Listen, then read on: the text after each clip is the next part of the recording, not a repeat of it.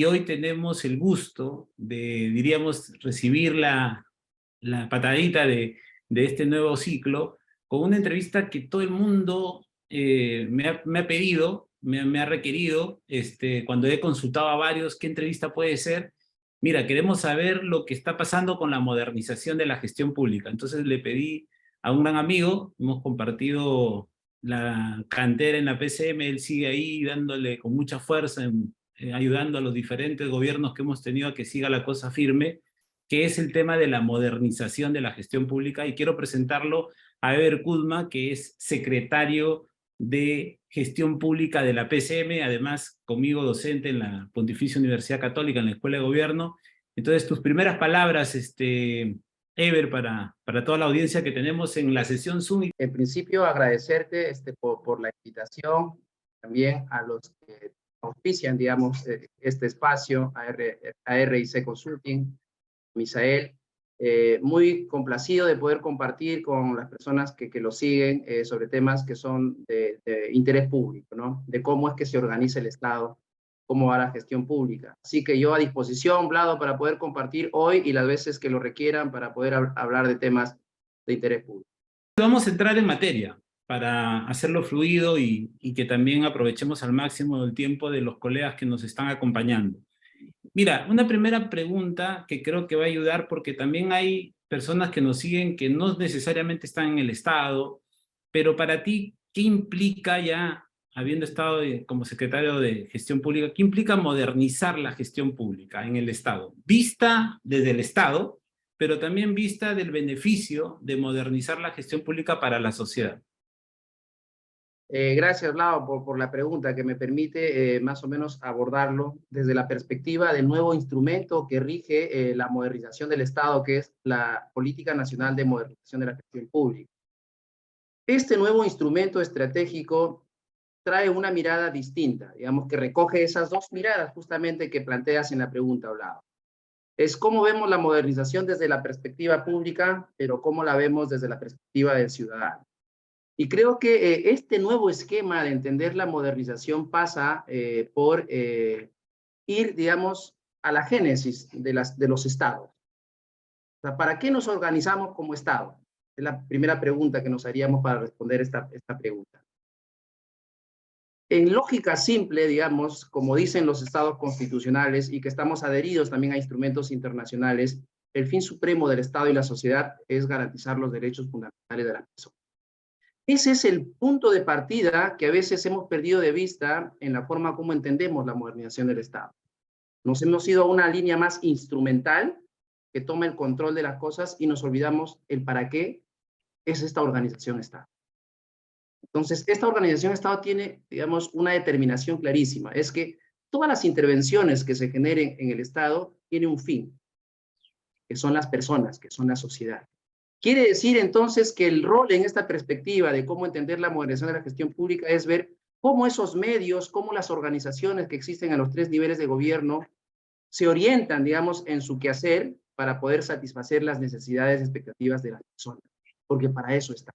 Entonces pasa, digamos, por una mirada de entender, de comunicarse mejor Estado-sociedad para poder identificar cuáles son esas necesidades, cuáles son esas brechas, para que esas intervenciones vayan, digamos, centradas a resolver esas brechas, esos problemas, y así poder tener una intervención efectiva en favor de los ciudadanos. Pero algo adicional también que hay que agregar, porque no hay que disociarnos. Entonces, si bien el Estado tiene un foco en el ciudadano para generar igualdad de oportunidades, no hay que perder de vista esta ecuación de desarrollo económico y desarrollo social. No podemos hablar de políticas públicas que se financian, digamos, de la nada. Necesitamos tener políticas también de modernización para poder, digamos, alentar la inversión privada, para poder tener, digamos, un desarrollo económico pujante, que podamos tener una capa, digamos, tributaria que nos permita eso, redituar en intervenciones públicas para poder, digamos, generar igualdad de oportunidades para aquellos que más lo necesitan. Así yo respondería a esta primera pregunta, Vlado, de forma holística. No, sí, me parece vital, ¿no? Porque es importante que se sepa que lo que se hace por mejorar la acción pública en el Estado siempre va a tener repercusión, y yo creo y coincido contigo plenamente desde los diferentes ámbitos institucionales del Estado, que va a repercutir o en lo económico y luego repercutirá en lo social, o en lo social y luego repercutirá en lo económico. Entonces ahí le da una solidez. Ahora, Muchos colegas en el Estado, Ever, también se hacen esta pregunta, ¿no? Que me la piden también bastante en los cursos. La modernización, este ciclo de modernización, diríamos, en la vida republicana empieza en el 2002, con la Ley Marco de Modernización del Estado y algunas modificaciones que últimamente he visto que han sacado con un decreto legislativo. Ya conociéndote, creo que está bien lo que han planteado, supongo que tu área lo ha hecho, pero 2002, 21 años de esa ley. ¿Qué se ha avanzado? Si yo te diría, oye, qué avances, qué logros y también qué dificultades, ¿no? Se ha tenido, ¿cuál sería tu respuesta en torno a eso? A ver, es una pregunta bien amplia, pero voy a tratar de sintetizarlo desde el marco de la política, de la ley general, ley marco, perdón, de modernización del Estado, como lo planteas. El año 2002 creo que constituye un hito importante en la materia porque se declara al Estado peruano en proceso de modernización. Es una ley concreta, pero establece de manera muy ambiciosa objetivos a alcanzar como Estado. En esa línea, esta ley marco propone, por ejemplo, alcanzar, digamos, un Estado al servicio de la ciudadanía, con canales efectivos de participación ciudadana, también decía descentralizado y desconcentrado, transparente en su gestión, con servidores públicos calificados, adecuadamente remunerados, también hablaba de fiscalmente equilibrado, entre otras acciones. Si partimos, digamos, de esos objetivos que son claves, yo creo que el Perú ha avanzado, al menos en la generación de condiciones, muy, digamos, muy por delante de países de la región. Lo que ocurre es que tenemos problemas de implementación. Fijándonos nada más en el tema de cómo logramos en la materia de modernización un Estado descentralizado y desconcentrado. En ese marco se aprobó la Ley de Bases de la Descentralización, se modificó la Constitución Política del Perú para establecer que la descentralización como Estado, digamos, tomó esa determinación de establecer que es una política permanente e irreversible, y así se ha organizado, digamos, en adelante. En esa línea se aprobó la Ley Orgánica de Gobiernos Regionales, la Ley Orgánica de Gobiernos Locales, la Ley Orgánica del Poder Ejecutivo, ya con un matiz, digamos, esas tres leyes orgánicas para poder armonizar los tres niveles de gobierno claramente con esa determinación de descentralización. También se aprobaron también una serie de regulaciones que tienen que ver, por ejemplo, para alentar la transparencia, acceso a la información pública. Yo asistí a unos eventos internacionales por allá en el año 2007, me parece que fue en Argentina, y algunos países de la región lo mostraban como, digamos, un hecho importante. Yo me preguntaba, oye, nosotros tenemos la ley en el año 2002. Entonces, digamos que avances a nivel de papel, digamos, de ley, sí hay. El problema es en el caso de implementación. Y específicamente, también voy a esos objetivos, ya centrando la discusión. Hablaba también esa ley marco que debemos contar con servicios civilmente calificados. En ese marco se aprobó la ley del servicio civil. Se creó una autoridad nacional del servicio civil claramente Muy bien. que es el Estado para ir en esa línea. Decía fiscalmente equilibrado. Nuestro país en 2 décadas a nivel de la región tiene, digamos, un crecimiento sostenible muy, muy robusto. Esa organización constitucional que hemos dado de tener, digamos, una instancia, digamos, con poder constitucional como es el Banco Central de Reserva, ha logrado, digamos, ese equilibrio económico y las políticas que se han dado en la materia ha permitido que el Estado, digamos, en materia de modernización, desde la perspectiva económica, vamos bien. Algunos dicen ya que nuestra moneda, por ejemplo, es la más potente a nivel de la región, el sol. Entonces, eso, digamos, grafica el resultado de una serie de reformas que se han ido dando, entendiendo esta modernización, ojo, de manera holística. Pero si vamos ya a la materia, específicamente esos instrumentos que tienen que ver con la política de modernización, la estrategia, hace un recuento rápido, es el 2002 con la Ley Marco de Modernización, la Ley Orgánica del Poder Ejecutivo, se aprobó una estrategia de modernización en el 2012 y en el 2013 se aprueba la primera política nacional de modernización de la gestión pública que estuvo vigente al año 2021. En el 2018, digamos, se hizo algo que demoró, digamos, no fue complejo darle contenido al sistema de modernización, ¿sí? Pero allí se hizo la modificación de la ley marco y se establece cuáles son los medios, el ámbito del sistema de modernización y además se aprueba el reglamento del sistema administrativo de modernización de la gestión pública. Luego, en el 2022, hemos dado un paso, digamos, y yo diría que es un avance a lo que fue nuestra política del 2013 a la política del 2022, que le damos una mirada más holística. La del 2013 trajo cosas muy buenas, pero estuvo enfocado en desarrollar capacidades organizacionales. La del 2022 abre el espectro e incluye y deja clarísimo que la modernización del Estado es tarea de todas las entidades públicas y plantea un modelo donde se vean todas las entidades públicas y los 3 niveles de gobierno. Y ahora último, que se ha dado, digamos, una serie de reformas en esta última delegación de facultades que seguramente será parte de la conversación, Blau. Ahora, sí coincido contigo que hay que ver siempre la parte llena del vaso, ¿no? Yo creo que lo que se ha avanzado, a veces un poco disperso, pero creo que en la parte normativa ya tenemos un marco de acción y lo que ha hecho la Secretaría de Gestión Pública también es ordenar algunas documentaciones técnicas, ¿no? O sea, ahora ya tenemos más ordenado, por ejemplo, los lineamientos para organización del Estado, tenemos estas normas de procesos, han hecho esfuerzos sobre también el tema de calidad, también creo que de los servicios. Entonces, hay una serie de elementos. Pero, ¿qué se viene respecto a lo que tú has mencionado, lo del 2018? ¿Qué se viene de aquí respecto al funcionamiento del sistema administrativo de modernización? Porque una cosa es la modernización como proceso, otra cosa es la modernización como política, y tú bien lo has comentado y lo has subrayado, y otro tema es la modernización como sistema administrativo. Ahí en ese plano del sistema administrativo, ¿qué se viene, Ever? ¿Qué nos podrías contar, no? A ver, en el caso del sistema, como te decía, no fue fácil darle ese contenido, pero finalmente llegamos a establecer, pues, un sistema que, según me cuentan los que estuvieron en la elaboración de ese proyecto de ley de la LOPE, no estaba en el mapa. Digamos, al final se incluye, digamos, como uno de los sistemas que plantea la LOPE, que son 11. Ahora bien, es un sistema que no fue fácil, digamos, de dimensionar porque no está identificado un solo proceso. Por ejemplo, el sistema de presupuesto público, digamos, todo gira en materia presupuestaria.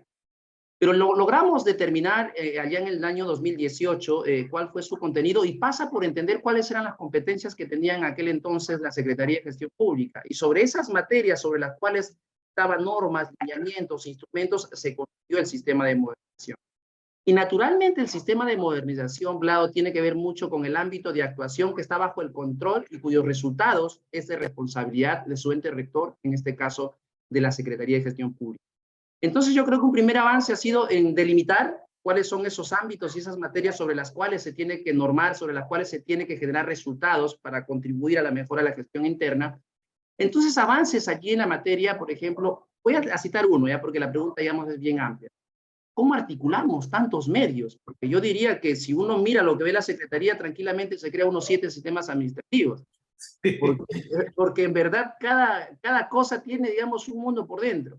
Se encarga de la calidad de los bienes y servicios, la calidad de las regulaciones, tiene que ver con la mejora de la productividad, gestión por procesos, simplificación administrativa, gobierno abierto, gestión del conocimiento. Pues bien, vamos, digamos, paso a paso con una mirada, digamos, de mediano y largo plazo. Necesitamos una herramienta, digamos, con inteligencia artificial que pueda gestionar esa información. Ya lo pensamos en paralelo cuando se dio contenido al sistema, en construir, digamos, una sola herramienta que nos gestione esa información entre diversas materias que, a pesar, digamos, de estar en un solo órgano, son, digamos, un mundo por dentro. Entonces se creó la plataforma de gestión organizacional, que ahora ha sido elevado a rango de ley. Esa plataforma de gestión organizacional va a ser la herramienta digital que nos genere, digamos, la gestión de la información y nos permita hacer el seguimiento y evaluación de cada uno de los instrumentos que se emiten en materia de modernización, y además también servirá más adelante, Vlado, para que se sumen otros actores. Se sumará Servir, se sumará CEPLAN, cuanto menos los sistemas que están en PCM, y luego haremos el esfuerzo en una tercera fase para que se pueda, digamos, articular con el sistema de abastecimiento y el sistema de inversión pública. Yo creo que esta es la primera herramienta, pensando, digamos, en la sostenibilidad y en la gestión del conocimiento del sistema. Es la primera herramienta que se viene gestionando en el Perú bajo los estándares que dicta la Secretaría de Gobierno y Transformación Digital y que va a acoplarse, digamos, con la Plataforma Nacional de Gobierno Digital. Entonces, digamos que es un tema de mediano y largo plazo, pero si nos enfocamos, digamos, en esta herramienta, yo creo que mañana, hablaba, los gestores públicos van a aplastar un clic y van a tener mucha información. Por un lado, para tomar decisiones administrativas, pero por otro lado, para ver si es que esos instrumentos que los sistemas estamos otorgando sirven, digamos, para ayudar en sus propósitos institucionales. Ahora, otra cosa que es bien relevante, que es que ahí te pones en el estándar OCDE, para todos los que nos escuchan, la OCDE es la Organización de Cooperación para el Desarrollo Económico que agrupa los 36 países con mejores estándares de gestión pública. Y ahí yo quiero reconocer el esfuerzo que se ha ido haciendo desde la PCM, desde la Secretaría de Gestión Pública, con lo que es la calidad regulatoria. Y ahí te quería preguntar, ¿no? Dos cositas, ¿no? Explicar sucintamente qué implica la calidad regulatoria, pero cómo contribuye la Ley General de Mejora de la Calidad Regulatoria justamente al tema de la modernización de la gestión pública. Entonces, es en una sola referencia me doy respuesta, ¿no? Uno, instrúyenos en la importancia de la calidad regulatoria en el marco de ponernos a un estándar país OCDE, pero también en qué implica esta Ley General de Mejora de la Calidad Regulatoria en el marco de la modernización y de la política que se dio recientemente. Una mirada estratégica. Si no hay estrategia, digamos, estamos un poco desorbitados. A ver, sí. Este año se han logrado avances muy importantes y después de muchos años se logró dar facultades al Poder Ejecutivo para poder legislar en materia económica y en materia de modernización. Ha sido la ventana de oportunidad para poder graficar en ley cosas que lo hemos venido discutiendo seguramente contigo también, Vlado, cuando estábamos en PCM, anhelos y que no se concretaban. Creo que la situación se generó para este año. A ver, ¿qué se ha hecho? Para luego ver cómo está enmarcado, digamos, esta ley de mejora regulatoria en la política de modernización. Por un lado, en la delegación de facultades lo que se establece es que el principal instrumento a nivel de ley que guía el proceso de modernización del Estado es la Política Nacional de Modernización de la Justicia. Eso, digamos, le da un nivel, digamos, distinto, ¿cierto? Segundo, ¿qué es lo que se ha aprobado allí? Nunca, en el tiempo que yo llevo en PCM, más de 8 años y medio, nos hemos sentado los sistemas administrativos en una mesa a discutir para pensar la gestión pública de manera articulada. Eso nunca ha sucedido. Cada uno baila con su propio pañuelo, cada uno con el ego, esto es mío, y, digamos, y nunca entiende que nosotros tenemos coincidencia en un mismo ámbito, que son las entidades públicas. ¿Cómo nos articulamos? Se ha creado a nivel de ley la Comisión Multisectorial Permanente de Articulación de los Sistemas Administrativos. Inmediatamente esta semana vamos a trabajar ya la propuesta porque necesitamos tener ese espacio de sentarnos periódicamente, mensualmente en los sistemas administrativos y poder identificar procesos transversales. Por fin. Así rápido, Vlado, yo entiendo los tiempos. De nada sirve que yo como rector del sistema administrativo converse con las entidades y le grafique una estructura organizacional, ¿no? La más idónea para tus propósitos. Con eso no hemos logrado nada y capaz nos podemos pasar en discusiones 2 meses solamente con un sistema administrativo. No generamos resultados si es que servir a esa estructura y organización para que esta estructura, digamos, esta estructura orgánica funcione, pensemos en una municipalidad, necesito que haya mínimamente 100 personas. Si ese trabajo no lo hace simultáneamente, servir de nada sirve. Imaginemos que Servir ya hizo su trabajo. De nada sirve el esfuerzo que hace el sistema de modernización, el sistema de gestión de los recursos humanos, si el sistema, digamos, que está en el MEP, solamente de los 100 puestos, financia 5. Claro. Entonces, no llegamos de manera simultánea a los territorios, por eso es que en los niveles de gobierno, el gerente general es el jefe de logística, el de tesorería, el que supervisa las obras, no generamos ningún resultado y apoyo a las administraciones públicas. Entonces, entendemos que esta Comisión Multisectorial Permanente es un gran inicio de una forma de ver distinta a la modernización desde la perspectiva de los sistemas administrativos para poder articular, en este caso, procesos transversales. Pero en esa misma línea, Vlado, se pone el foco también a los pilotos de modernización. Okay. En esta delegación de facultades se pone en práctica los pilotos de modernización para que los sectores asuman sus propios procesos de modernización, pero vayan al territorio, a ver si sus políticas públicas, si sus regulaciones en verdad resuelven los problemas, digamos, de los niveles de gobierno, que es allí donde se encuentra la ciudadanía. Y otro aspecto importante que también grafica esta norma es que, digamos, pone, digamos, en valor lo que expliqué, la plataforma de gestión organizacional para poder interoperar. Y en esa misma línea, Vlado, que son temas que te he resumido así rápido, que es parte de la implementación de la política de modernización, tiene la mejora regulatoria. De acuerdo al nuevo esquema, a la nueva propuesta que hace la política de modernización del 2022, tiene 7 componentes. El primer componente, se pensó ya de manera prospectiva, son políticas públicas y regulaciones. No podemos hablar de un Estado moderno si las políticas públicas y las regulaciones no están pensadas, digamos, a resolver los problemas públicos. No podemos hablar de buenas políticas públicas o buenas regulaciones si no trabajamos bajo esquemas de evidencia, que normalmente la vamos a recibir de los... Entonces, la Ley General de Calidad Regulatoria responde a la implementación de la política de modernización, su primer componente. ¿Cómo mejoramos las regulaciones? Pregunta allí, digamos, para enfocar la respuesta a la primera pregunta que me hiciste, ¿qué implica? Para poder implementar el Plan General de Gobierno y las políticas de Estado, lo hacemos, digamos, a través de bienes, de servicios o regulación. Las regulaciones son uno de los medios que podría emplear la administración pública para resolver un problema público. Entonces, si es que en el proceso de toma de decisiones para identificar cuál es la mejor alternativa para resolver un problema público, no se incorporan técnicas, metodologías que puedan ayudar, en este caso, a los que ejercen la regulatoria a poder tener, digamos, una mejor performance para poder regular, yo creo que partimos mal. Porque los ministerios en la organización del Estado peruano, es un Estado unitario y descentralizado, tienen competencia exclusiva para fijar la política pública. Lo que ellos hacen, dicen, se tiene que hacer, así no les gusta el nivel local. Lo que dice una regulación, esos estándares se tienen que aplicar en todo el territorio. Entonces, por eso es importante tener una ley general de calidad regulatoria que incorpore, en este caso, a los que tienen... Entonces, ¿por qué es importante tener una ley general de calidad regulatoria? Algo allí para precisar. Una, porque necesitamos que las regulaciones tengan esa variable y esa condición. No hay regulación si no hay problema público que resolver. La intervención pública se tiene que sujetar al interés público. Por tanto, si vemos que hay un problema que aqueja, digamos, a la ciudadanía y que afecta a sus derechos fundamentales, pensemos en una solución. Pero vamos a incorporar una nueva lógica y capacidades en los sectores para que la regulación sea lo subsidiario. Porque estamos programados en el Estado peruano para resolver todo con una regulación. Y a veces hay otras alternativas que nos permiten tener mejores resultados y a costo cero. Entonces pasa porque esta ley va a tener que generar nuevas capacidades en las instancias que tienen potestad regulatoria enfocada en resolver temas públicos.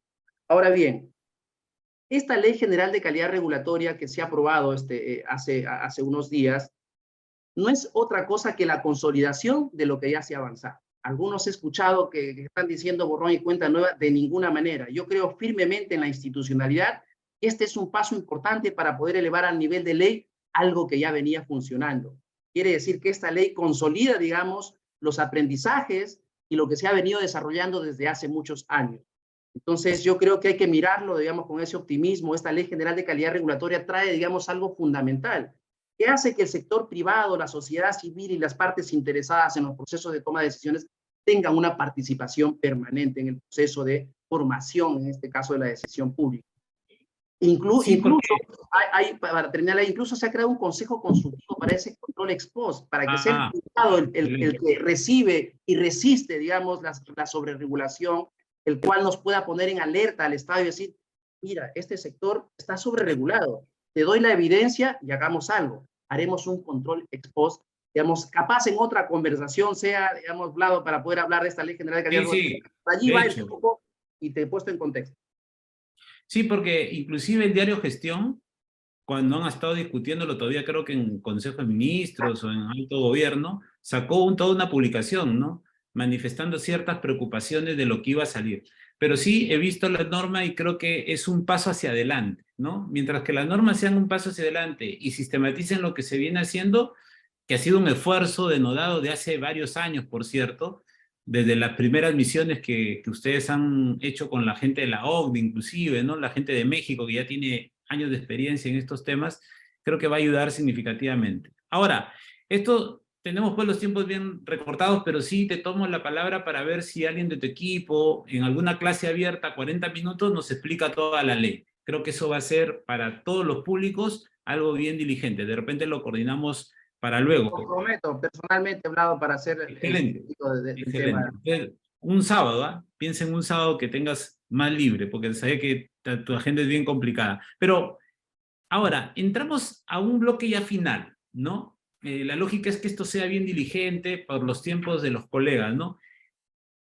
¿Cuáles son los retos en todo esto que estamos diciendo y en otras cosas que puedas visualizar que van a tener las entidades públicas para la aplicación de la nueva Política Nacional de Modernización de la Gestión Pública al 2030, con sus 7 componentes?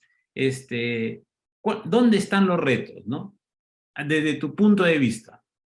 Gracias por la pregunta, Vlado. Yo creo que hay varios desafíos allí que plantea esta nueva apuesta de la... Por un lado, cómo generamos una cultura de evidencia para cualquier intervención pública, desde la definición de la política hasta la definición de qué bienes o qué servicios hay que entregar para poder resolver lo público. Creo que por ahí viene un desafío grande, digamos, cómo incorporamos, digamos, una cultura de evidencia en el proceso de toma de decisión. Otro desafío fundamental, Vlado, es el enfoque territorial. Tenemos que entender que somos un país diverso, heterogéneo, y que además el impacto de nuestras decisiones se dan en los territorios. ¿Cuándo van a entender, digamos, las entidades del nivel nacional que eso es la realidad? Lo que ocurre es que se le da ciertas competencias porque alguien tiene que dar el esquema de Estado unitario, pero la implementación es, digamos, bajo el esquema de la descentralización. Todavía no entienden, digamos, los tomadores de decisiones que el tema de los sectores, el tema de atribuir competencias, es por un lado de darle responsabilidad y poder saber a quién pido rendición de cuentas sobre lo bien o lo malo. Pero lo que no han entendido es que el proceso de implementación de la decisión siempre es interinstitucional, siempre es multinivel, multipoder. Esa parte creo que es un desafío grande, claro. Si es que quieren que sus decisiones se implementen, tienen que articular con los gobiernos regionales, con los gobiernos locales, tienen que generar espacios, digamos, de discusión y colaboración para tener, digamos, la implementación de sus políticas, pero bajo la premisa, digamos, de una planificación territorial. Digamos que eso todavía no se tiene. Otro desafío, creo yo, es de qué manera generamos esas condiciones desde los sectores para poder articular con los niveles de gobierno. Yo creo que instancias a nivel de ley ya están habladas. Lo que ocurre es que caen en desuso. Y la coyuntura hace que se creen instancias paralelas y en verdad hace mal, digamos, a lo que por ley, en ley orgánica están, por ejemplo, espacios de articulación. Y yo le pondría el foco allí, digamos, para cerrar a estas agendas regionales. Yo pienso, o agencias regionales. Hay que ponerle el foco allí, digamos, porque necesitamos ver de qué manera llegamos articuladamente al territorio. Yo en alguna conversación que tenía con las autoridades de Ayacucho, me decían, pero, doctor Kuzma, yo la verdad no puedo articular ni a mi propio ministerio, pero además el Ministerio de Agricultura llega con 4 o 5 programas tratando de hacer lo mismo, yo no estoy ni enterado. Entonces yo creo que falta ese nivel de articulación y quien lo tiene que liderar, Vlado, son los ministerios. Y además aquí grafico lo que dice la tendencia internacional y que además se ha incorporado en la política de modernización, de que los responsables de hacer el seguimiento y evaluación de la implementación de las políticas públicas son los ministerios. Por tanto, ellos tienen que identificar cuáles son esos actores y ellos tienen que hacer que la cosa suceda. Para eso hay instrumentos. Si es que el ámbito de actuación es solamente el sector, son rectores sectoriales. Si son otros sectores, habrán sistemas funcionales. Las cosas ya están dadas, pero creo que si uno no hace seguimiento y evaluación de sus políticas, no podemos hablar de cifras, de datos, de evidencia que nos permita saber si es que esas decisiones ya lograron un cambio, digamos, en la calidad de vida, en este caso al interior del país. Eso, entre otras cosas, Vlado, digamos que la pregunta es bien amplia. Ahora, yo coincido contigo y felicito esa apuesta del enfoque territorial. Y ahí viene mi pregunta, ¿no? Porque hay muchos colegas que han entrado y ya llegamos al tope del Zoom.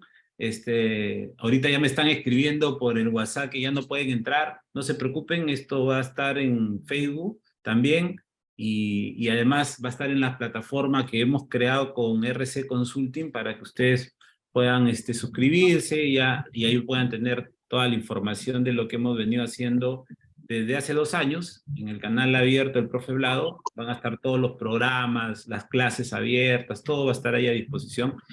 Pero sabiendo que hay muchos colegas que son del interior del país, que están en gobiernos regionales y locales, inclusive acá en sala veo a varios de los colegas.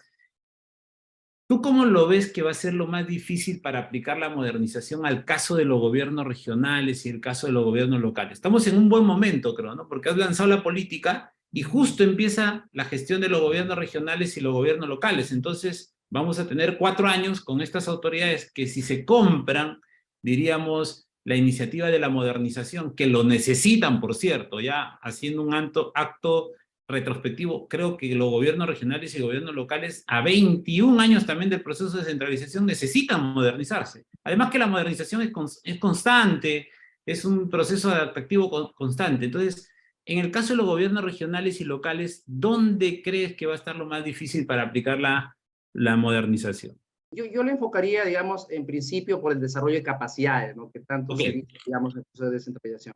En lo que respecta, digamos, al rector del sistema de modernización, ha establecido este año 4 talleres macroregionales. Mi equipo acaba de estar justamente en Chiclayo, haciendo talleres macroregionales para autoridades locales y regionales. Y yo creo que el desafío está también allí para que eso hagan cada uno de los ministerios, porque hemos dicho, quienes generan la modernización entendida como la generación de igualdad de oportunidades son los sectores de sus respectivas áreas, porque lo que regula un sector desde el centro se va a implementar, digamos, los bienes y servicios los se prestan al gobierno regional y local, o las acciones de cumplimiento regulatorio se dan allí. Entonces creo que el nivel nacional se tiene que organizar bajo un esquema. Ahora que tenemos las tecnologías digitales, ya no necesito ir a los territorios. Yo podría dar una asistencia, digamos, permanente, en este caso a los gobiernos regionales y gobiernos locales, en los distintos, por ejemplo, sistemas administrativos. También podría dar una asistencia permanente desde la perspectiva sustantiva a los gobiernos regionales, porque, digamos, hay que dar esas capacidades, porque lo cierto, claro, es que a nivel regional todavía hay brechas, en este caso, digamos, de capacidad técnica.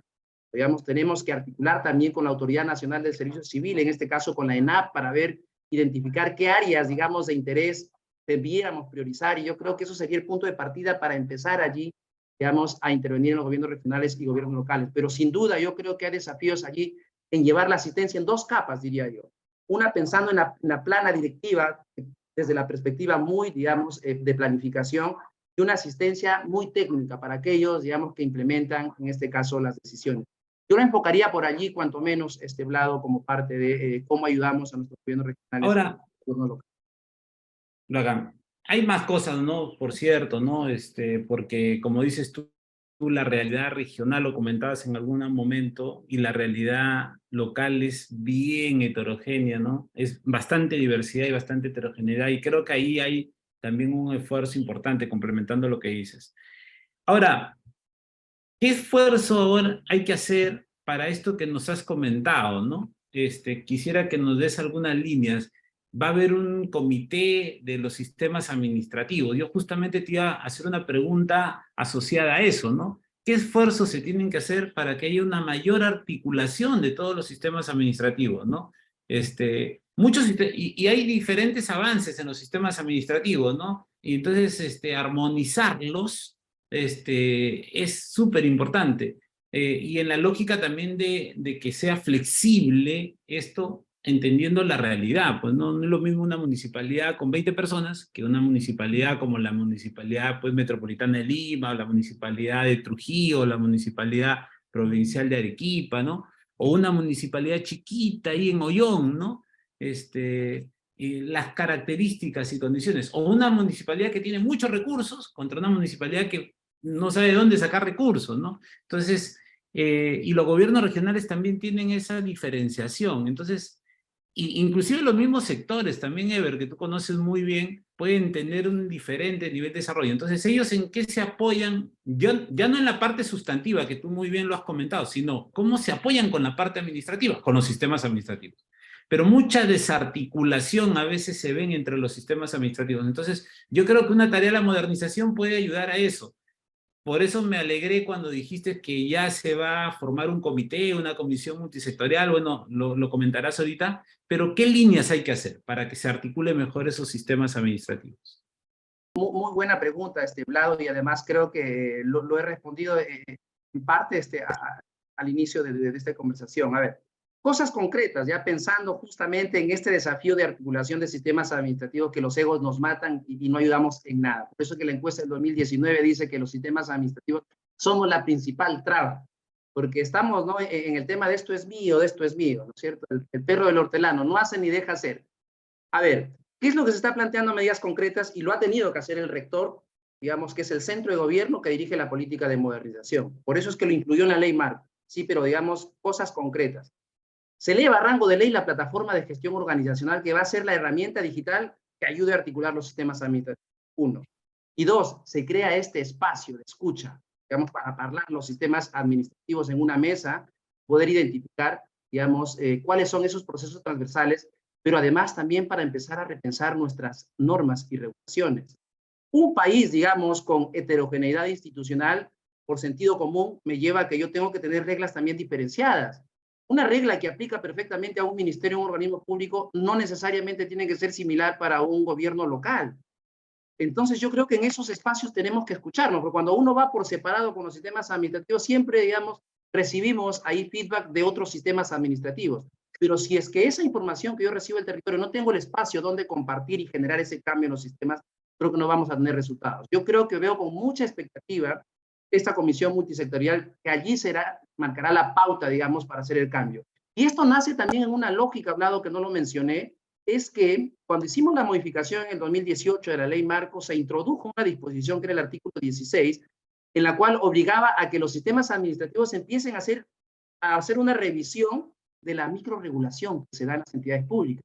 Porque a veces los sistemas administrativos fijan un estándar de 1 a 10, por ejemplo, pero las entidades son campeonas también a partir de 10 estándares, aprueban como 100 estándares. Entonces se da una microrregulación que a lo mejor no estamos mirando y que los sistemas administrativos tienen que hacer ese proceso de revisión porque al final la microrregulación lo que hace es inoperante a la administración. Entonces yo centraría, digamos, en este tema de la articulación, Vlado, en estas dos herramientas que será el inicio, digamos, para poder discutir seguramente en el seno de esta comisión de qué manera nos articulamos mejor. Pero creo que es recontra necesario, Vlado, que al menos en esta primera sesión de instalación y en la segunda tengamos un plan donde hayamos identificado al menos 3 procesos transversales, porque tenemos que llegar de manera simultánea al territorio. Eso no pasa. Y no pasa, digamos, solamente en sistemas administrativos, si me permites ahí en un minuto. Actualmente se viene discutiendo la creación de la Autoridad Nacional de Infraestructura.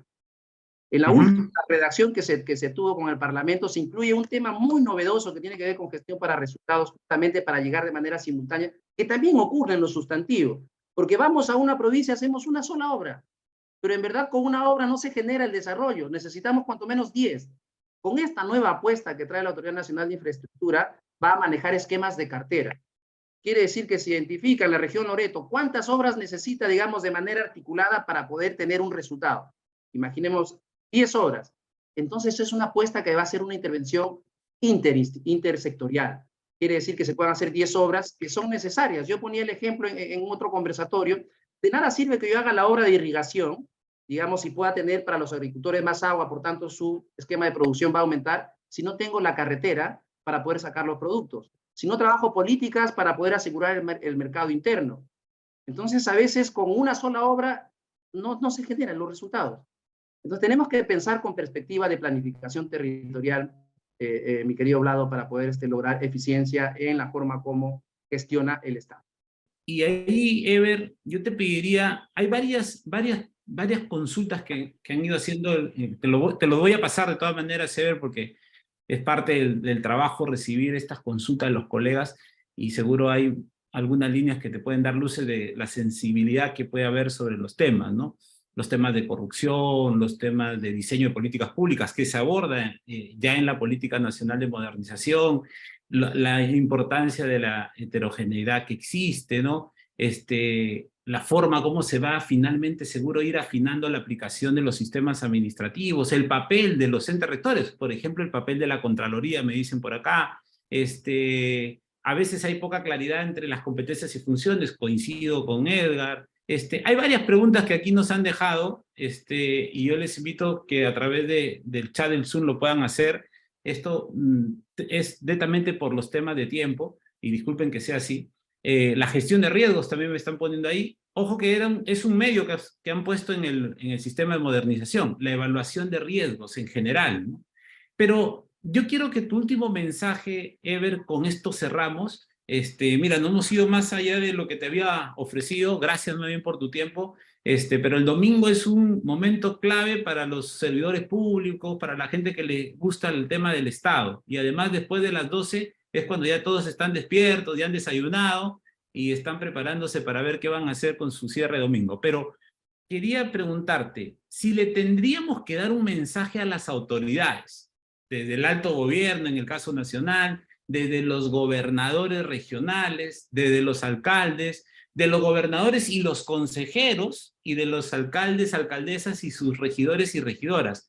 ¿Cuál sería el mensaje para las autoridades políticas para que asuman la implementación de la Política Nacional de Modernización de la Gestión Pública? Porque muchas de las cosas tienen que pasar por decisiones de estos altos gobiernos en cada uno de los niveles de gobierno nacional, regional y local.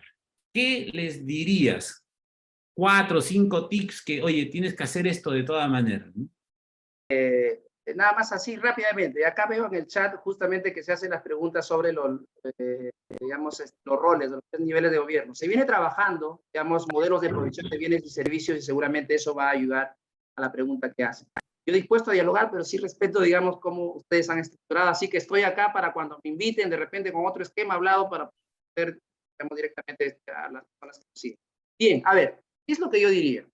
Para todas las autoridades, tanto para aquellos que toman la decisión de política pública, que están allí en la planificación estratégica, como para aquellos que toman la microdecisión, que están en la plana operacional, no pierdan de vista cuál es el rol que tiene el Estado. El Estado como organización nace, digamos, con una clara determinación, en principio, para perseguir el interés general, para poder lograr el bienestar. Entonces, toda intervención que puede tomar una autoridad, digamos, o un directivo dentro de la organización, no tiene que perder de vista que la razón de ser y la esencia, digamos, de la intervención pública son los derechos fundamentales. Cada una de las autoridades tendrá que identificar cuáles son esas brechas, cuáles son esos problemas que afectan, en este caso, a las personas, y en función a eso tendrá que orientar la intervención pública. Si no tenemos claridad de eso, Vlado, la inercia nos va ganando. Si no tenemos claridad de eso, los instrumentos, digamos, van generando control de las cosas y finalmente perdemos la esencia, el para qué sirven los instrumentos, para qué sirven las decisiones. Parece, digamos, algo de sentido común, pero creo que ese es el punto de partida. El mensaje que daría yo a todos, digamos, los que están vinculados con los procesos de toma de decisiones, que no pierdan de vista que su decisión, digamos, el centro de inspiración y de orientación de sus decisiones son los ciudadanos. Pero ¿qué es lo que queremos lograr de la comunidad de los ciudadanos? Generar, digamos, igualdad de oportunidades. Queremos generar un estado de bienestar donde cada uno sienta que ejerce plenamente sus derechos que están reconocidos en la Constitución Política del Perú. Yo hacia eso, digamos, orientaría. Entonces, bajo este esquema hablado, cuando un alcalde quiera priorizar qué obras de infraestructura va a hacer, no va a ser solo. Va a empezar a pensar, digamos, en las brechas y problemas que tiene, hará sus espacios colaborativos para entender qué necesita su comunidad y en función de eso priorizará los bienes y servicios que estén orientados más bien a esas poblaciones vulnerables que tienen en verdad necesidad de intervención del Estado. Yo a grosso modo lo resumiría así, Vlado, ese mensaje, digamos, para todos los que están vinculados con el ámbito de toma de decisiones y de su implementación. Colegas, yo primero que nada agradecerte, Ever, por el tiempo que nos has brindado. Vamos a poner todo esto en la plataforma de RC Consulting.